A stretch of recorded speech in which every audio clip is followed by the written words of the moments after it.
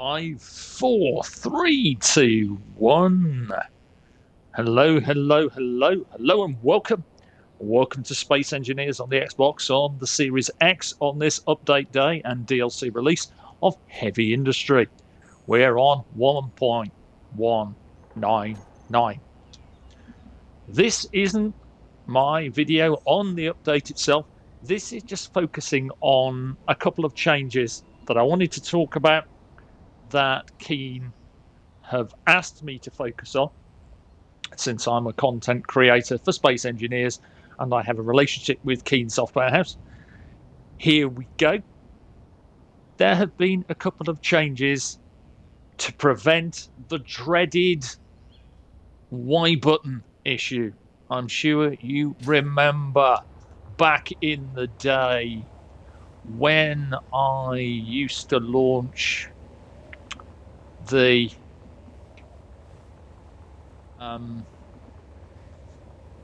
Century Eagle and so on.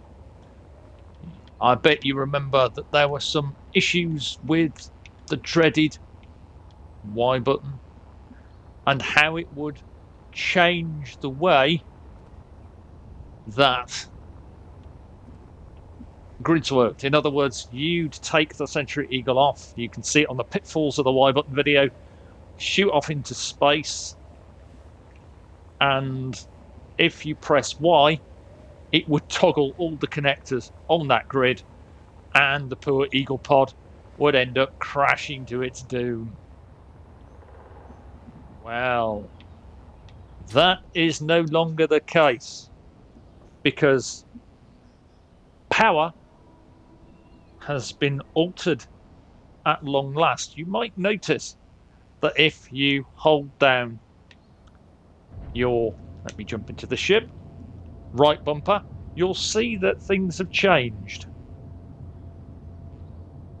The current functionality of the Y button only affects the current grid.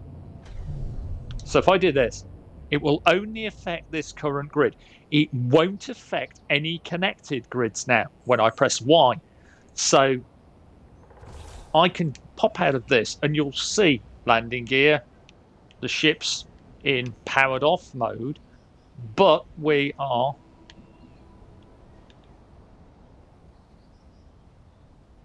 basically sitting here like this. If I tap Y again, you'll notice that I turned everything off with that Y button. So what we want is to turn this grid on and off itself. So if I press Y,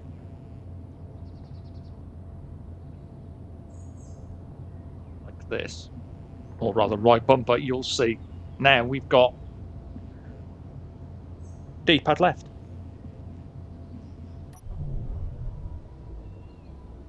You see that? That's the effect. If you look,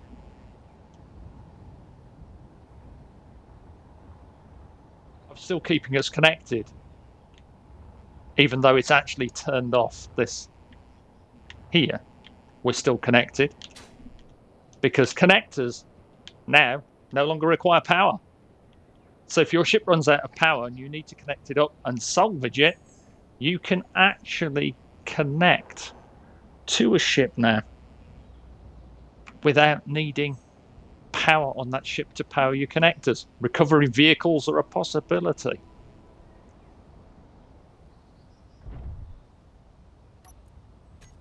What we do is we go into our connector and we can see there's a few new settings. And what we want to look at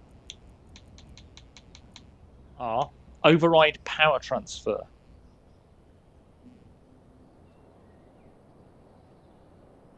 You look at that. That basically means, by default, the connectors on the current grid don't transfer any power when the power has been toggled off with Y. You can override this, and you can also make sure that these connectors aren't actually part of the parking system. So if you turn that off, and then you trigger your parking, let's put all the power back on, trigger your parking, you'll see that the landing gear changes, but the connector on the D-pad down no longer alters. Let's just quickly whip up again to the connector, and I'll just change it again, pop it on the parking system, and now you'll see it changes. So now what you can do is you can go through all of your landing gear like this, and you can turn them off parking, and you can turn your connectors off parking as well. Like this.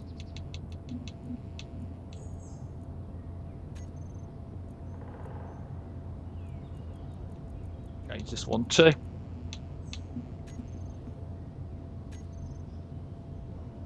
That way, when we hit the Y button, it tells us we're unable to park because the parking system isn't bound to Y anymore. We can use it off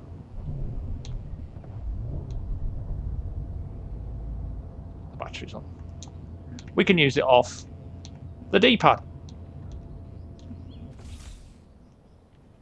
Extremely useful. That's the connectors. There's also the matter of the actual parking brake, which has altered in terms of the landing gear, wheels.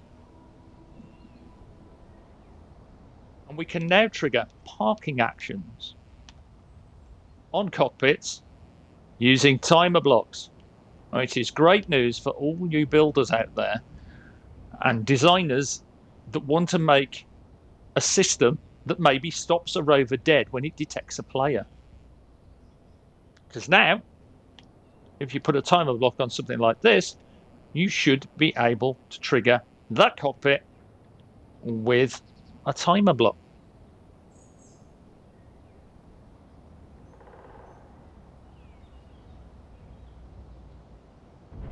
Go. Let's jump into here. As you can see, if I go to the wheels, you'll see that now the wheels allow parking brake.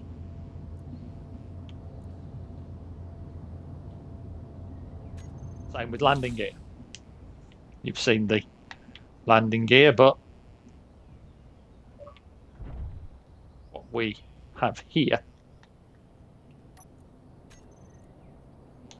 again is our landing gear, which can be used for parking, or we can completely disable all that. Totally. But what I wanted to do is look at these control scheme changes and point them out to you because I think they're quite an important feature change. So there you go. That is the parking brake toggle change and the improved power changes. Should make things a lot better when it comes to making ships with multiple hangars and fighters, so you don't accidentally end up sending them all off in different directions by releasing the brake. Just before I jump off this one, because I wanted to make it a short video, I am going to show you something cool. People have already asked me what the magnetic plates can be used for. Well, if you look at our little ship like this here, if we pop into this little ship,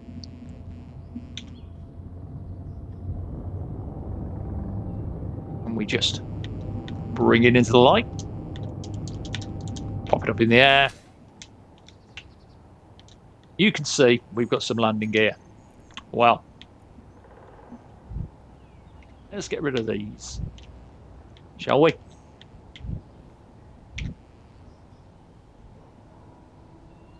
Now I want to make this a little more interesting. So let's pop down a couple of light armor blocks, and then we're going to go to the landing gear. And part of the free heavy industry update are these little fellas here. 1, 2, 3.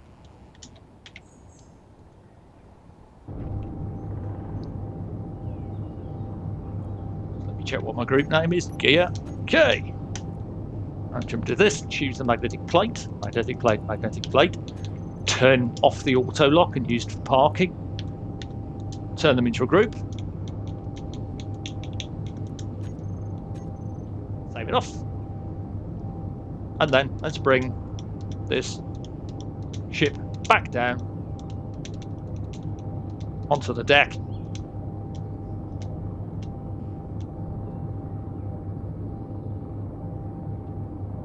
Get close to the ground, closer, and then pop out, and you'll see that our gear or our magnetic plates have turned yellow, meaning they're ready to lock.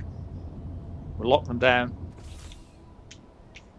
and we have sleek landing gear. So you can start making all sorts of interesting sleek fighters and so on, and shuttles, that you don't need to worry about building parts of the ship anymore to accommodate landing gear. You can just have them flush to the hull. You could also use them, if you wanted, to say drop bombs. For instance, what happens if you pop a landing gear on the outside and then you have something connected to it with one of those magnetic plates? So you've got a magnetic plate there, you have a magnetic plate there, and then you have a bomb with a magnetic plate on it. Move it across with a rover, clip it on, take off, disable that magnetic plate, and what happens? Bomb drops. Also for drop pods, you could use it for drop pods. You can make small magnetic lifters. We could use the gear here as a magnetic lift as well. So we could land on top of something and lift it up. There's a lot of potential, but there you go. That's just a little demo. I will be going through both the free side of this update and the paid DLC in 2 more videos. This is just a quick one, although a bit longer than I expected, on the control scheme changes and the improved power toggle and the default behavior. It's worth going to Marek's blog, taking a look at that as well, because it also explains it. But if you wanted to see it in action, there you go. We have shown you in action. Anyway, that's all for now. Take care, have fun, enjoy the game, enjoy the update. This is only heavy engineering. Warfare 2 is coming, and Warfare 3 after that. I'm pretty sure there'll be another interim between 2 and 3 as well, but don't quote me on that. I'm only guessing. Bye.